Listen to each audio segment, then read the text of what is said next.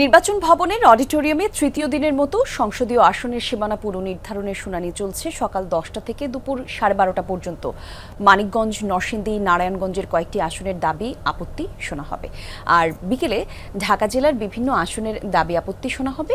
27 August Rangpur, Rajshahi, Mymensingh, Faridpur এবং সিলেট অঞ্চলের শুনানি অনুষ্ঠিত হবে। শুনানিতে উত্থাপিত দাবি এবং আপত্তি সম্পর্কে ইসি জানিয়েছে, উভয় পক্ষের বক্তব্য শোনার পর আইন এবং বিধি অনুযায়ী নিরপেক্ষ সিদ্ধান্ত নেওয়া হবে। শুনানি শেষে রায় সংশ্লিষ্টদের জানিয়ে দেবে ইসির আইন শাখা। আমাদের প্রধান দাবি ছিল আমাদের সংসদীয় আসন পূর্বে ছিল 4টি, সেটাকে 3টি করা হয়েছে।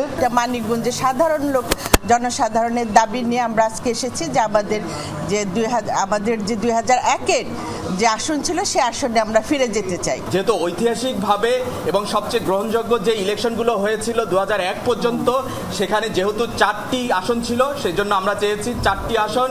এখন যেটা হয়েছে 4টা থেকে 3টায় নামিয়ে আনায় 75% অফ দ্য অরিজিনাল যে বরাদ্দ ছিল সেটা পায়।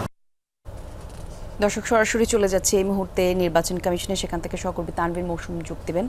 তানভীর, একটু জানাবেন মোট কতগুলি আসনের আপত্তি শুনানি হলো এই পর্যন্ত, আর পরে আবার কখন শুরু হবে এই কর্মসূচি সম্পর্কে জানতে পারলেন কিনা? নতুন ব্লেন্ডে আরো রিচ অ্যারোমায় সেলন ফ্যামিলি ব্লেন্ড টে। কলি শুনানি এখনও চলমান। সেই শুনানি 12:30 এবং 12:30 কিছু সময় পরও সেটা অব্যাহত থাকতে পারে এবং তারপর আসলে মধ্যাহ্নভোজের বিরতি এবং মধ্যাহ্নভোজের বিরতির পর আবারও আপত্তি নিষ্পত্তির যে শুনানি সে শুনানিগুলো হবে।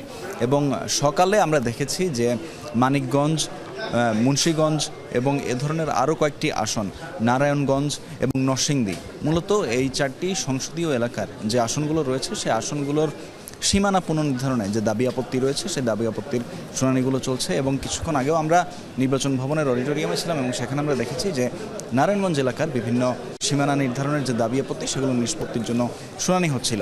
এবং এরপর এই মধ্যাহ্নভোজের বিরতির পর ঢাকা অঞ্চলের বিভিন্ন যে আসনগুলো রয়েছে সেই আসনগুলোর ব্যাপারে শুনানি চলবে এবং তখন আমরা দেখতে পাবো যে সেখানে বেশ কিছু আরও সিদ্ধান্ত এবং আরও বেশ কিছু তারা যে দাবি এবং আবেদনগুলো রয়েছে তারা সেখানে উত্থাপন করবেন। এর মধ্যে মানিকগঞ্জের শুনানি হয়ে গেছে এবং মুন্সিগঞ্জের হয়ে গেছে এবং তারা তাদের যে সংসদীয় সীমানা সেই সংসদীয় সীমানা আগের মতো রাখার ব্যাপারে অনেকে আবেদন করেছেন।